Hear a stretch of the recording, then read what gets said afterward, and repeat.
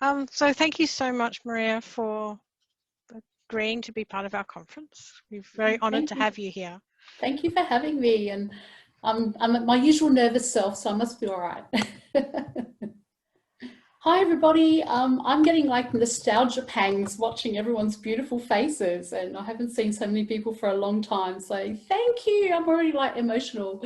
I'm actually in Tandanyaga, which is on Ghana land, European name Adelaide as well. So hello to the other Adelaide person who was there before. So we got here before the lockdown so that we could take care of our elderly parents, and we've been doing a lot of Zooming.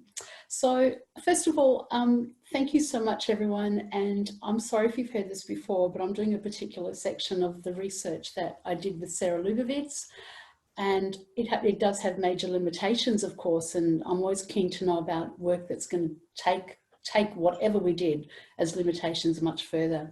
So Beck and James, you're going to time me because it'll be great to get some conversation and chat as well. So I'm just going to run through this. But I also need to say hello to everyone from the Australian LGBTIQ+ Multicultural Council, Multi-Faith Council. For us, it's really interesting. A lot of us have this conversation in our committee. The idea that bisexuality is a phase, not real, rah, rah, rah, really is not within our networks and our ways of thinking, because many of us who come from non-Western cultures which had more of a construct of sexual fluidity, the idea that bisexuality is problematic or not real is actually problematic and weird that some people think that's real. So I just want to start with that because that'll come into it. And also very much this research and all the research I do is very much part of the decolonizing practice. And I wanted to begin with these three images because the first one is The Garden of Pan by the British artist from the 19th century called Edward Burne-Jones. It's called The Garden of Pan. And you've got this, and very much this research was limited in its cisgenderism, which was the brief we had. And there you've got a cisgendered woman, cisgendered man, and they're kind of over a little creek. This is the cover of our book, actually. They're over a creek and they're both looking at this character who is supposed to be Pan. And what Sarah Lubovitz, my co-researcher, and I loved about this image is that you don't know whether she's holding her male partner back, or you don't know whether she's actually pushing him forward, like, go on, let's enjoy this, let's do this. The ambiguity, the beauty, the fluidity of that was exactly what the women in our research were talking about. But then, you know, being the academic nerd that I am, we did a little bit of exploration, and we found that in New Zealand, the Māori people, before Edward Burne-Jones did this image, there was a beautiful myth or legend of Hinamoa, who was a princess. And over the river, in joining the North and South Islands of Aotearoa, she could hear this flute, and she fell in love with the person on the other end of the flute. And it didn't matter to her, the gender or whatever. She fell in love with the flute. She swam, I love it, strong, sassy woman. She swam across the ocean to find her person, and she found Takatanui. And she said, I love you, I'm a princess, come and live with me. And Takatanui said, I love you too, don't you love it? It just happens all at once. I love you too, I do want to come and live with you, but I already have a partner and his name is Tiki. And Hinamoa said, great, well, both of you come with me, my father will be fine with that, and you both live with me. And that has led to today the idea of takatapui, which is the Māori word for sexual fluidity. Unfortunately, Westerners still, a lot of white people still construct that as gay, but the origins of sexual fluidity, polyamory, is very much in pre-Christian, pre-Western cultures. And so Sarah and I found it fascinating that the research we were doing had this kind of quite colonial mythology, but there's actually very strong pre-colonial stories that indicate that it was, so what, love you, let's all go, have a great life together, which of course, you know, there's a fairy tale ending to everything. So this is just part of ongoing work. And by the way, if anybody wants any of these slides, just let Rebecca or James or Anthony let us know. They're freely available. But this is just some of the stuff that I've done in this area with Sarah or with other colleagues. Love You Too was my attempt at a novel, and I say attempt because it took me 8 years. And this is where I was trying to actually have a very strong, positive bisexual male representation, which was very much missing, as you know, from many texts. So a little bit about the research. Basically, it was semi-structured interviews, what we call standpoint epistemology. So it was coming from the perspectives of the women. But we did have a group of a kind of a focus group of bisexual identifying men who kind of gave us ideas and listened in. But also some of the interviews, the women wanted their male partners to be present, to engage in the conversations. In the end, it was up to the women to tell us how they wanted to run their interviews. So in the end, we interviewed 78 culturally, geographically and sexually diverse women aged 19 to 65. And as I said, I worked with Sarah Libovitz, who was the leader and the convener and the initiator of the Women with Bi Partners research and network in New South Wales. The women came to us through health services support groups, snowball sampling, which means women telling each other, hey, become part of this research, etc. Poly networks. And we were so lucky to get the go-ahead in one of the early bi conferences in Sydney, which was wonderful. And the women were in all sorts of relationships with their male partners and often in relationships with other women as well. Some of the women were HIV positive and others had STIs. And also the relationships were from the most devastating, and we don't want to pretend that family violence and a whole range of difficult situations happened within these relationships. However, we do situate those relationships within a very problematic, systemic, cultural, political, legal situation in the world, which frames bisexuality and sexual diversity as problematic. And yet some of the women also talked about very exhilarating stories. Wow, some of our interviews, we were like, wow, these are hot. And we got all the details whether we wanted to hear them or not, but hey, the women were allowed to tell us whatever they wanted and how much they loved the relationship in all its forms. Also, some of the women began their relationships knowing their partners were queer or bi. Other women kind of found out along the way in so many ways.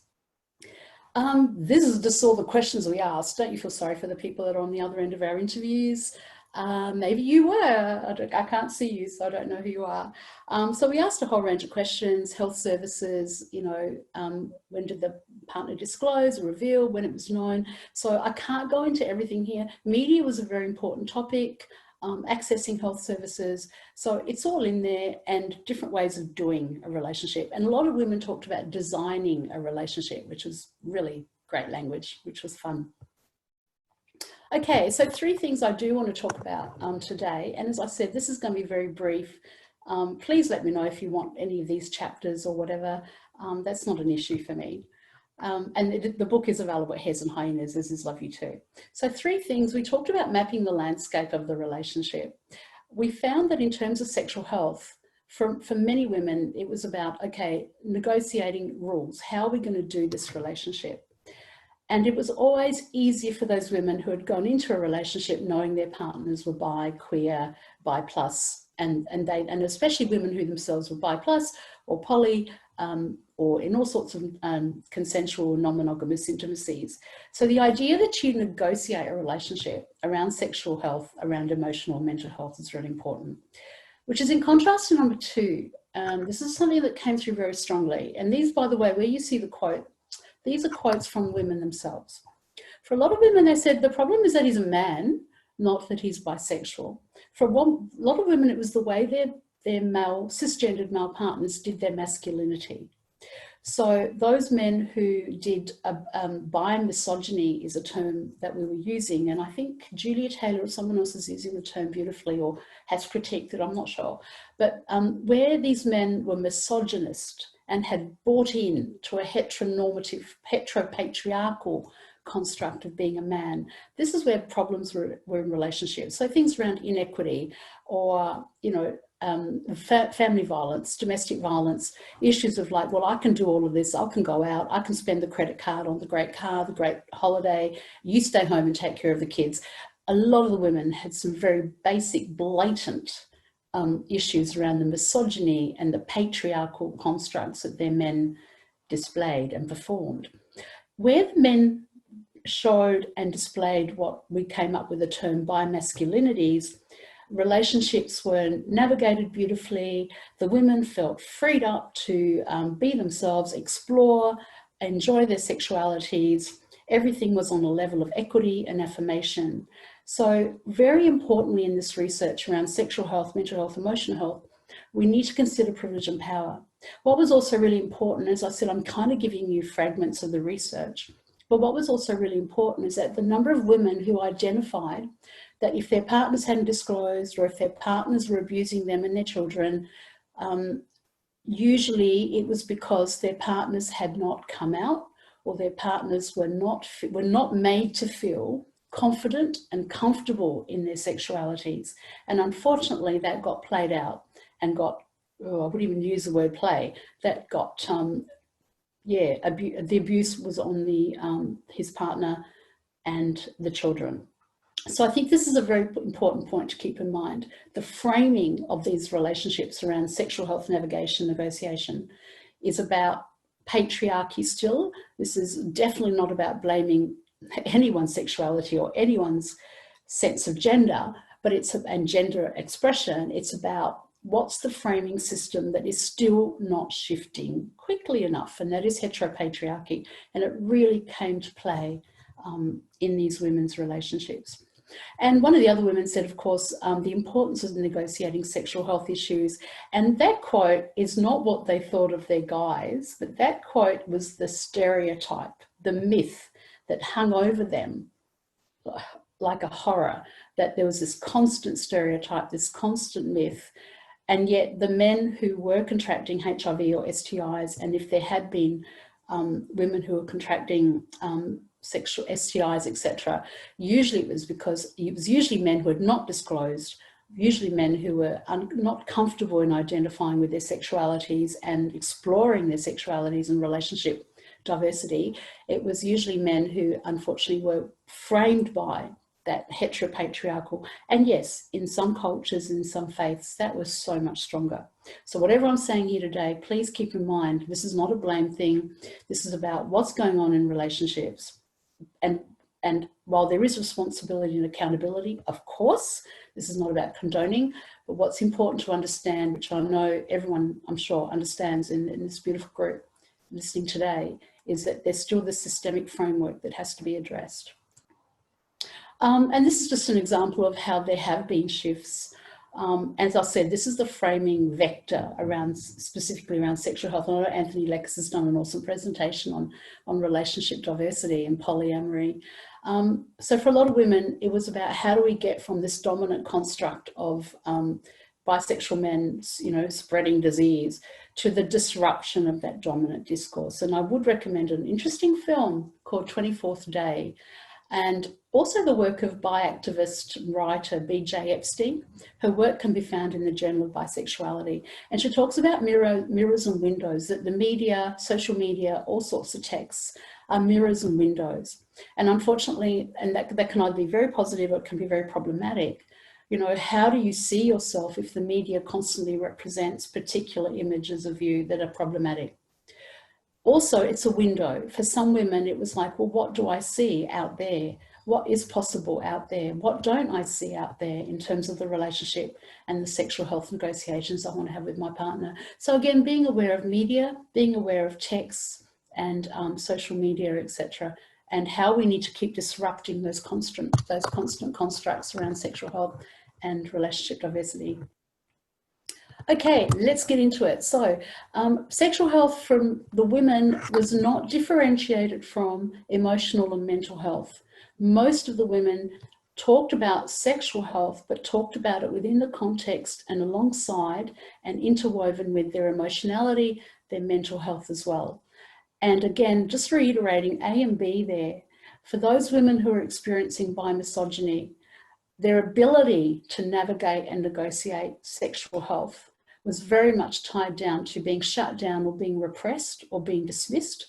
And so their emotional and mental health was severely affected through this misogynist ways of being a male, a cisgendered male.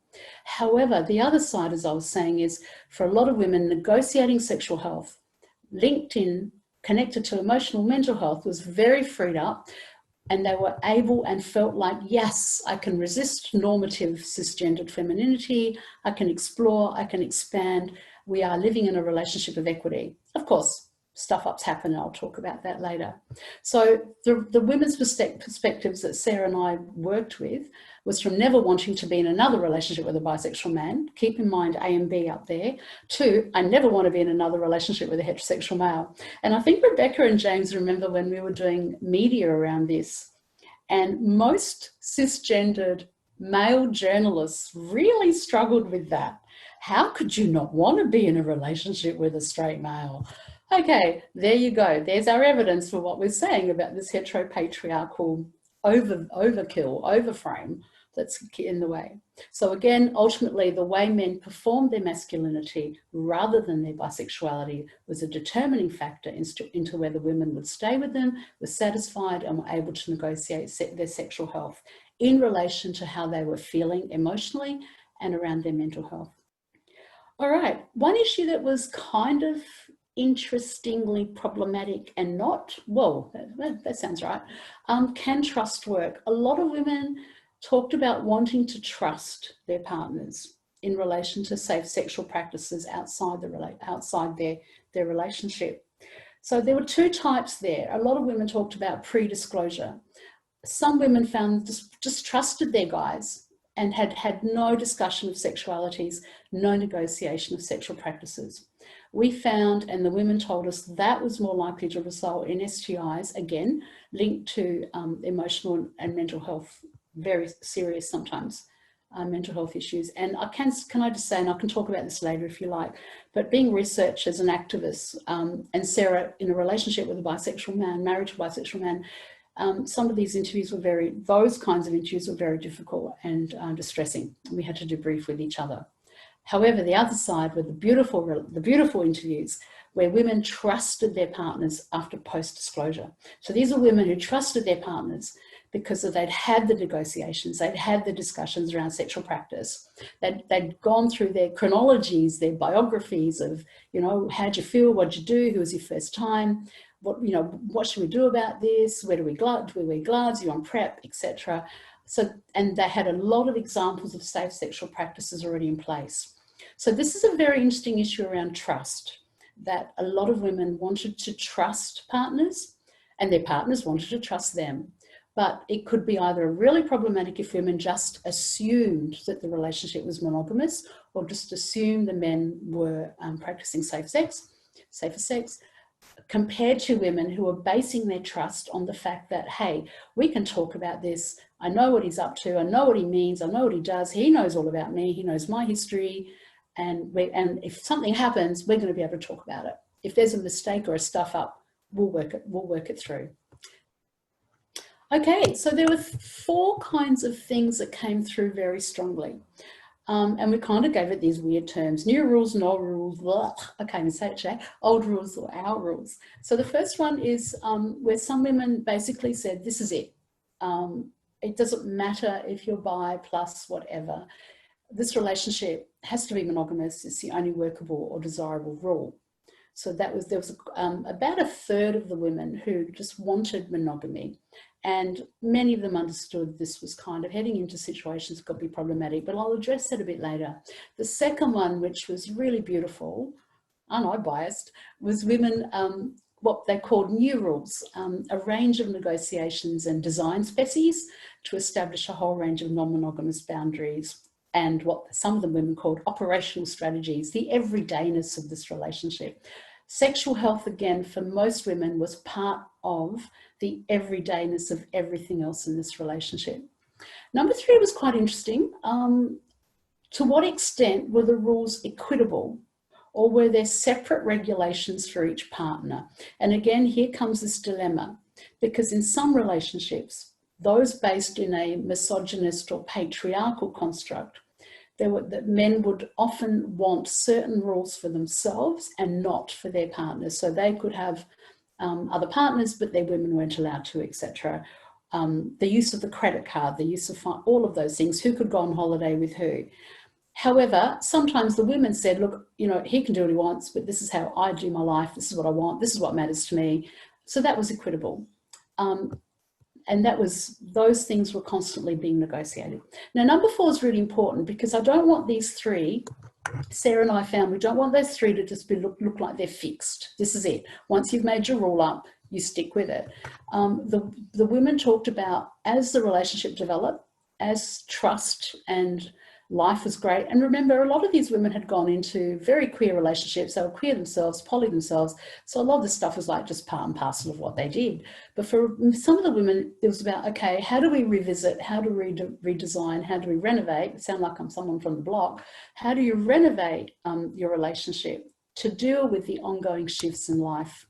And as you know right now, COVID, of course, has raised all those issues. Oh, sorry, someone's just asked, Ellie, thank you. What did no rules look like? Thanks for that. The no rules was relationships who were queer from the, like, this is it. They're hanging out. They come from a very queer community or network, which was like, we don't need rules. We can just get on with it. And as things come up, we talk. But we're starting from the same page, really, in terms of queerness. Often these were younger and inner city queer community young people. However, the no rule situation was often something that came towards after a long-term relationship. So we also had older relationships where the idea of rules was just boring, and they'd had so many wonderful years together, and you know, with the usual stuff ups that happen in relationships, that they'd got to the point was like this, we don't need to do this anymore, can we just get on with it? I hope that answers that, Ellie. It was a really, you know, it's either at the beginning of the relationship, it's already established, or the relationship's going so well and we're at the point now, this really doesn't matter anymore. Okay, so here's some examples of the rules, and I've got about 12 to go through. First, some women, and as I said, I'm coming from the women's perspectives here, with some men present and inputting into the interviews. The first rule is what the gender of the external partners. As I said, massive limitation. The project was very cisgendered. However, they talked about the same sex rule, and some women refer to it as gendered monogamy. And yeah, there's a whole lot of concerns around this, but some of the women talked about, he and I don't care if we're having sex with outside people, but it has to be someone from the same sex. So issues, you know, I'm sure Anthony's spoken about this, but issues around jealousy, who do you define, you know, who's okay as an external partner? Given again that rule, for example, usually kind of faded with trust and with the ongoingness of the relationship. And number 2, of course, sexual health. Basically, who can do what to whom and how. So there was some what some women call nitty gritty. Let's get to the nitty gritty, which is, okay, do we allow penetration? What kind of penetration? What kind of kink are we going to allow? With who? BDSM. Do we only have shared partners, or can we go off and have our own partners? How often are we going to get tested? Do we need to get tested? How do we talk about testing? What's the place of PrEP? Do we both go to the same sexual health clinic? How often are we going to go to the sexual health clinic? Or have you got your own GP or doctor and I've got my own? So this was the number 2 is a very important one. But again, you can understand how to have those conversations really requires that kind of openness and negotiation of bimasculinities. James, yes, very specific sex acts for them, not other partners, exactly. And all those things came into this. Who can you do what to whom? How do you do it? How do we practice safe sex? The third one was emotion management. So again, sexual health within a framework of emotionality. So are we only going to have sex and hang out and hook up with people in a closed loop? Do we only have sex with other people, or are we going to allow ourselves to fall in love, to be polyamorous? So some women talked about an emotional monogamy, which for some women was more important than sexual monogamy. For other women, it was like, this isn't an issue at all. But for a lot of women, managing their emotions or the emotionality of their relationship was very much tied to number 2 there. How can you have these conversations around what you're going to do, the nitty-gritties of it all within that? Similarly, energy management.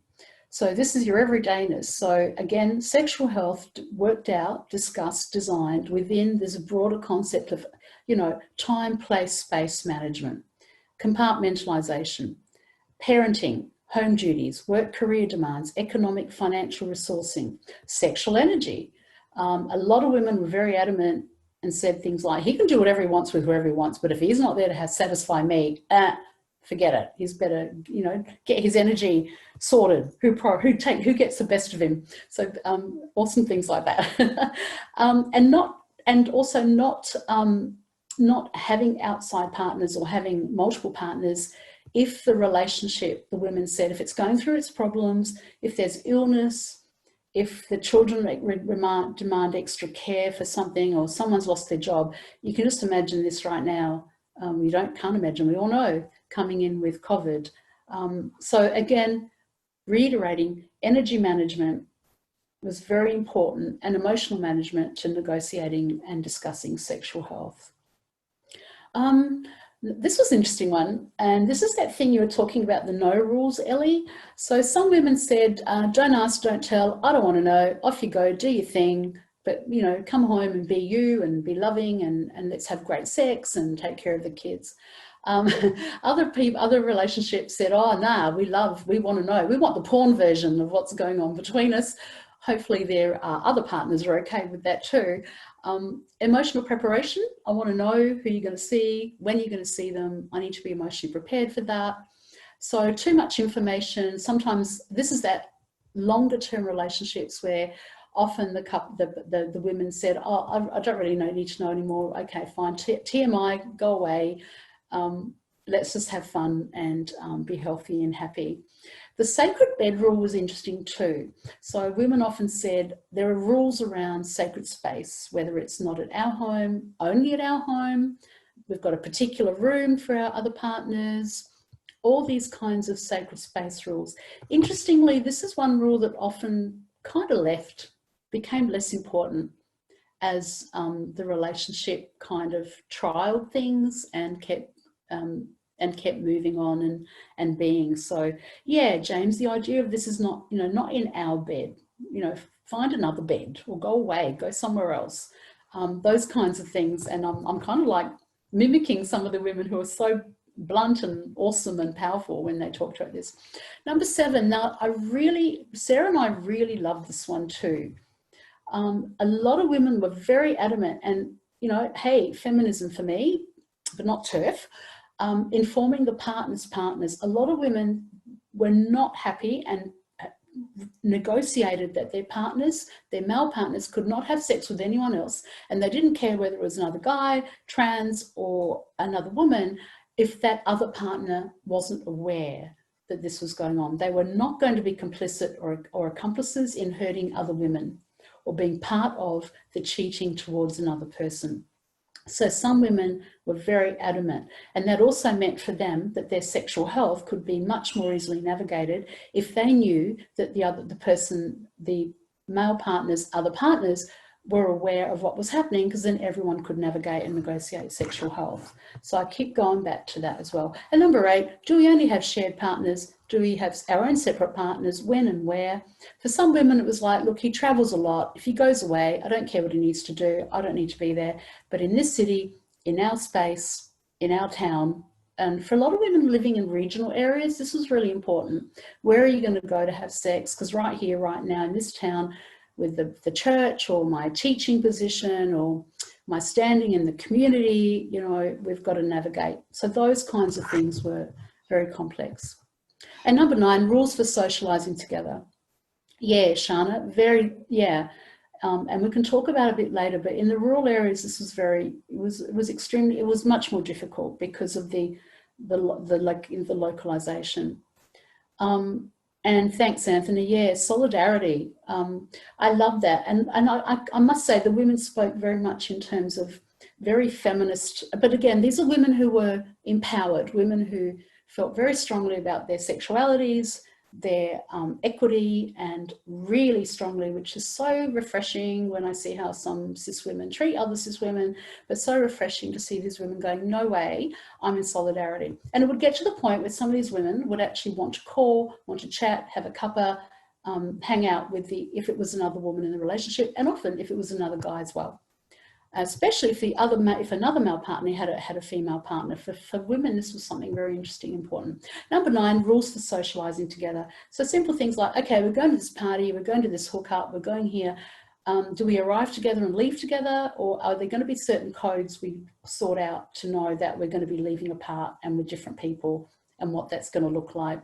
Is it as simple as a text message? Is it as simple as a particular look at the party, or hookup space, or sex venue, or all those things needed to be worked out. This was important, number 10, reality. Lots of rules for a while on rule violations. Okay, what do you do if something happens, if sex is unsafe, or suddenly you find yourself cheating? Don't know what happened to my inverted comma there, but how are we going to handle this? So these conversations are really important. The conversations around, look, we're human, things might happen. Before they do, can we actually sort out what are some things we're going to do in trying to, if we get to that point? And as I said, the longevity of the relationship meant less and less of this was important. Number 11 was interesting. A lot of the women wanted veto power. They often wanted to approve the person, the place, or the time, and have the final say. So some women would say, I need to know who the person is. I need to know that that person is not exploiting you or me, that that person is not going to be a threat to our children. I need to know who else that person is seeing. Are they okay with this? And in the end, I'll have the right to say this. And in beautiful, equitable relationships, this worked, of course, the other way. As I said, I'm looking at women's perspectives, Sarah and I, but in the most wonderful, equitable relationships, of course, the bisexual male partner had the right to do that as well. And number 12 is really important. And I think, Elliot, goes back to your rewriting the rule, to the no rules. Polyamory, really resisting relationship myths, being very realistic, communication, and women talking about, look, we just need to rewrite this whole rule book and hopefully we won't need it. So they're the 12 kinds of ways or strategies that the women will talk to us about in detail, and we'll talk about when they didn't work, and we'll talk about when they did, and over time how they shifted. And this is where often it kind of got to, and I loved this line. This, I think, this was the a subheading section. It just changes and shifts and floats around. This real beautiful fluidity of, look, our negotiations are going to shift according to our individual, our relationship, our external, and our other contexts and circumstances. So let's just keep in mind that we can remap, we can reevaluate. And as I said, usually with longevity, older people would talk about, look, our relationships would stood the test of time, and we don't need to do a lot of that anymore. What I found really interesting, and Sarah did too, and some of the women themselves found very interesting. Oh, thank you, Naomi, thank you. What I found really interesting is the women who said that sometimes they weren't able to talk to their middle-aged, middle-class kids. And some of the older couples who'd been together 40, 50 years, and they'd come from an era of, they said, like, sexual fluidity was more the thing before HIV and before the binaries and the hierarchies came in. They talked about how sometimes like they felt like they were so ahead of the time of their own kids and even if they had gay and lesbian children, sometimes they felt their own kids were way more rigid than they themselves were. So this beautiful sensuality and openness of some of the older relationships we talked to. For example, I'll never forget Hyde Park, sitting with this beautiful older couple, and they were just telling me all about everything they'd been through, everything they'd done, how Mardi Gras was amazing, and how the kids couldn't get it, and they had moved in the city, and they were really worried about all these, which was really funny, all these gays and lesbians and straight people who think that you can only do certain things. And what's this thing with polyamory? We did that all the time anyway. So this real sass that I loved with some of the older couple. But I saw the same sass with some of the younger people, younger queer identifying out there going, I don't know why all this is so hard. Like, you just ask this, don't you? And I love that sense of, a lot of the younger people would say, but don't you go into a relationship asking these questions? Don't you want to know who your partner's hooked up with, how you feel about this, what you want? I'm like, yes, this is great. And finally, I'll talk about Ken Haslam's work. And those qualities, the 12 pillars of polyamory Ken talks about, and I'm sorry, Anthony, if I'm moving into your stuff, is those were the things that really mattered to what made a relationship work effectively, and meant that with time, less and less rules were needed. So just to conclude, I don't know how much time I've spent. Just to conclude then, a lot of women we had a whole chapter. We asked women at the end of the interviews, is there anything else you want to say? Is there anything we've missed? Is there anything you'd want women of the future to know? And one of the things that kept coming through was, look, we're kind of stuck at the moment. We've got a lot further than maybe some women had in the past, but this is a door thanks, James. This is a door that hasn't been opened yet. We need more textual representations.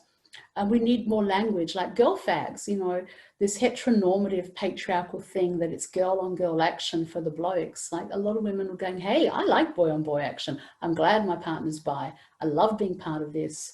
Some of the women talked about how women in relationships with bisexual men was becoming a bit of a commodification, you know, Calvin Klein, as you can see there, one of the images there from Banana Republic. And there was this really interesting question or conversation around, is this a good thing because it's normalizing it, or is this being co-opted into consumerism, commodification, and particular visions of physicality, the physical body, beauty, cisgenderism, etc. And a lot of women, and even now we get fantastic messages from women going, hey, have you watched this? Have you watched that? Such as Torchwood. And I might leave it there because it's been a long, it's been 40 minutes or 42 by now. Thanks, Mandy. Sarah and I identify very strongly as feminists, and we very much wanted to not skirt the realities that some of the women were experiencing in the relationship, but we really wanted to talk about the positives, the joys, the sass, the sensuality, which a lot of the women themselves said was missing. Those kinds of beautiful conversations about being in a relationship with a bisexual man were missing from the normative ways of looking at their relationships. Hey, Linda. Okay, any questions or comments or critiques? Please don't hold back. Thanks, Linda. Health services. Oh, yeah. Thanks, Linda. I can address that a bit. I'll just address that and then I'll come back to you, Bruce. There's a whole chapter in the book that we did called When Relationship Counselling Doesn't Recognise Your Relationship. Bottom line. So yeah, Linda, the women were really endorsing education, training, development of health services. A lot of the women did an incredible amount of shopping around if they needed health services. Other women, and I'm giving you a very brief overview of this, other women talked about how they would go to a health service for something, and if the health practitioner found out they were in a relationship with a bisexual man, suddenly that became the problem. That was problematized or invalidated or pathologized. So it's like, no, actually, I'm just coming to you because I just need an STI check, or I'm coming to you because I've got the flu, or maybe these days, I need a COVID test. The sexuality of my partner and what we do actually isn't relevant right here. So that's something else. Just very briefly, there was a lot of stuff being said about that. One health service that women found concerning, and I think, Anthony, your work probably is aware of this, is men who went to gay and married men's services. And there was a concern by some women that they seemed to they would become irrelevant or less significant to their male partners if they went to certain services where their men's sexualities, their men's rights were prioritized. So they're not saying, and Sarah and I definitely aren't saying, hey, you know, men need to seek support, need to get their, you know, access to what they need. But some women were very concerned that these services would actually try and gayify their men rather than discuss sexualities, mixed orientation relationships, etc., etc. But there's a whole lot there, Linda, I can send to you. But yeah, there were some massive concerns there and some really good services they could identify. Bruce, I think, yeah. Maria, there's a question in the Q&A button, which James had to point out to me because I wasn't looking at it. Did the issue of fetishization come up, as in a woman finding partner with another man hot and the man not liking it, or that being an issue for him? Yes, yes. Fetishization was certainly an issue, and one of those, and again, issues around power and privilege, and was one of the issues that women want to talk about.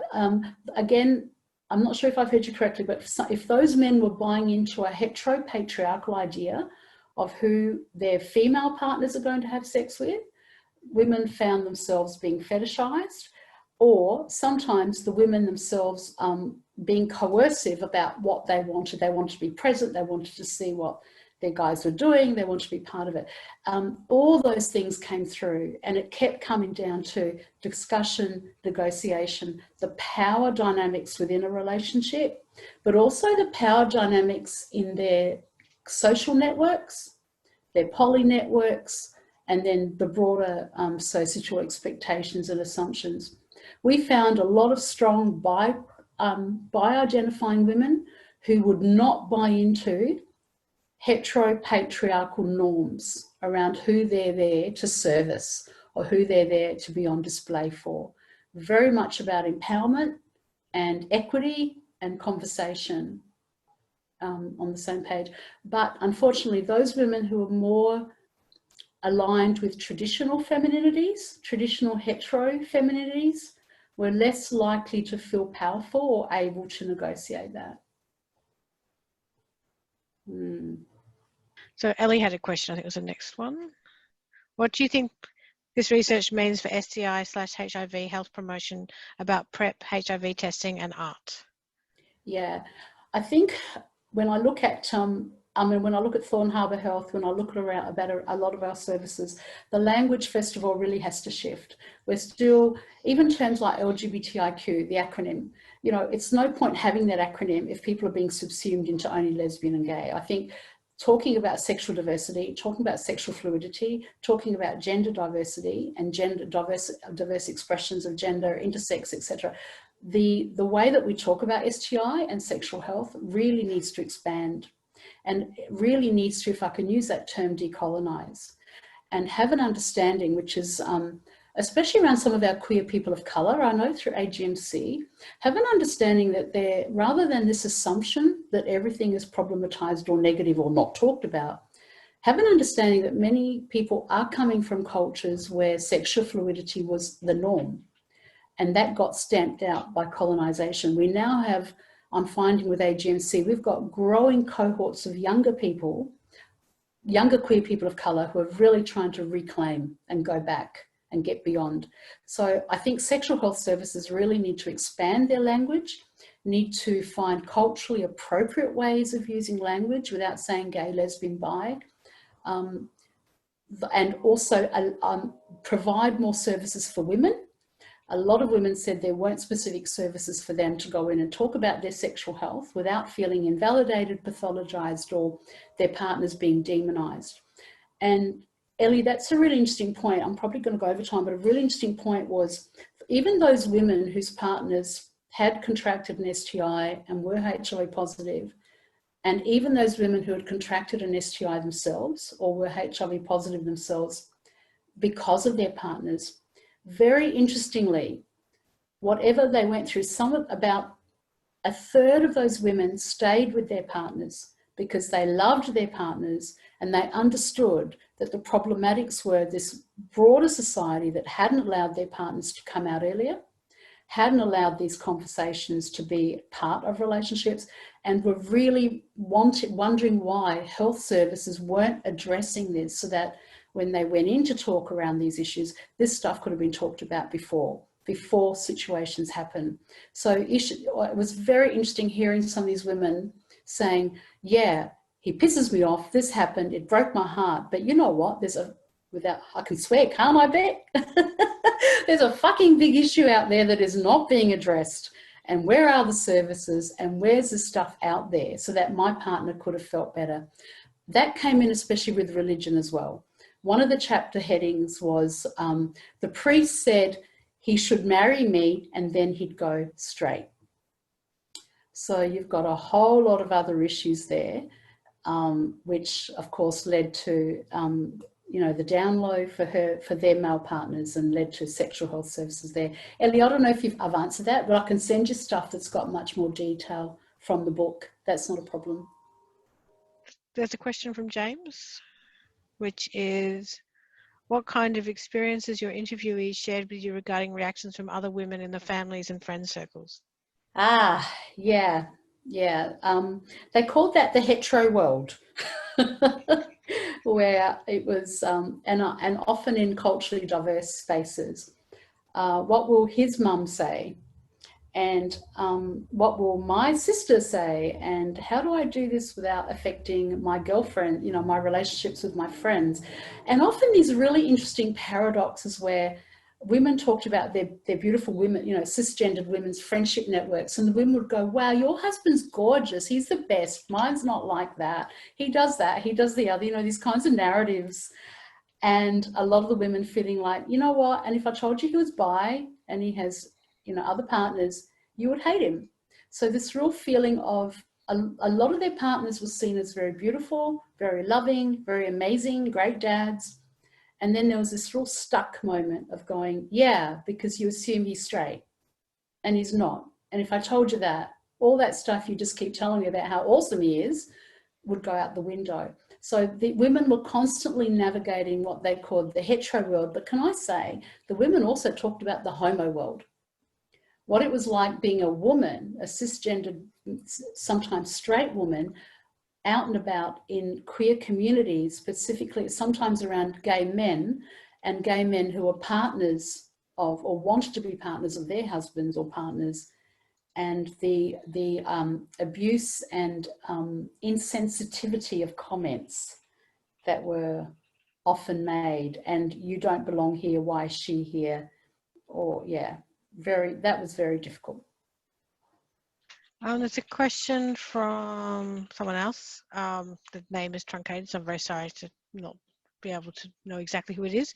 Did you look into how many and which other people utilize services such as sex therapists to help negotiate their relationships, and if this had a more positive outcome for the relationship? Yes, they did, and it was much more positive if the sex therapist was really on call, like on point, with did not begin from any premise. Just began from, okay, who you are, what do you do? What we found really interesting is the women found sex therapists and sex positive counselors were really loved those who didn't even start with identities. They just started with, hey, how are you going? How long have you been together? What do you do? What do you want to know? So the conversation was much broader around practice, love, sensuality, power in the relationship, etc., rather than, okay, what's your identity? So rather than fixing people, it was exploring behaviors, feelings, mental health, and then letting the women and their partners come to self-identify if and when they wanted to. And that seemed to make such a difference. But yeah, that kind of counselling was really positive. Well, it's 3 minutes to 3 o'clock. Is there any closing comments you'd like to make, Maria? I just want to thank everyone, and I don't know if any of the women are out there, and just lots of love, because there's been so much good stuff happening, and it's because of activism and research and advocacy. And I just want to thank everyone, and please get in touch with me. Beck's got all my details. Get in touch with me and I can send stuff out. Roland Crusader might not be happy to Hares and Hyenas. I'm just giving out chapters, but or presentations, but you know, they're awesome too. But if you can, please support Hares and Hyenas, especially with the novel Love You Too, which was a real effort. And also please support... It's a great story too. Oh, thank you. And also Australian LGBTIQ Multicultural Council, we put out our Living and Loving in Diversity anthology, and with bi content. Again, we came from a premise that this is where many of our cultures come from originally. And I really wanted to say that. And all the royalties for that book go to AGMC, because especially right now, we've got some incredible people, multicultural, multi-faith, LGBTIQ, going through some extremely difficult situations in families of origin. And we're doing what we can, and we need that money. So thank you so much. And can I say, for me personally, a beautiful Zimbabwean woman said, who's your First Nation? And I realized that My people were the Samnite tribe in Italy before the Romans conquered us all. And we actually had a goddess. And our goddess was Sibylla before the Catholic Church began to chuck all their churches on it. And my goddess Sibylla, every February the 2nd, I've talked to Sally Goldner about this, every February the 2nd, there is a festival up there on that mountain. And I can send you the writing that I've done about that, the archaeology I've done about that. And on that mountain, a lot of genderqueer, trans, bi people go and dance the ancient Tramurriata to the goddess. So even there, this dismantling of patriarchal Catholicism on the very mountain that my parents used to go to uncover the goddess who dressed her male partners in lipstick, costumes, and loved it. That's amazing. On that note, Beck. If you want Maria's contact details, please email me at pres at bi-alliance.org, and I will be able to get them to you. Thank you so much, Maria, for being part of the conference and presenting to us today. And thank you everyone who attended and for your questions. Yeah. And I hope you had a great time, as I did. Thank you. Thank you, everyone. I miss you all. Miss you too. Thank you. All right. Bye.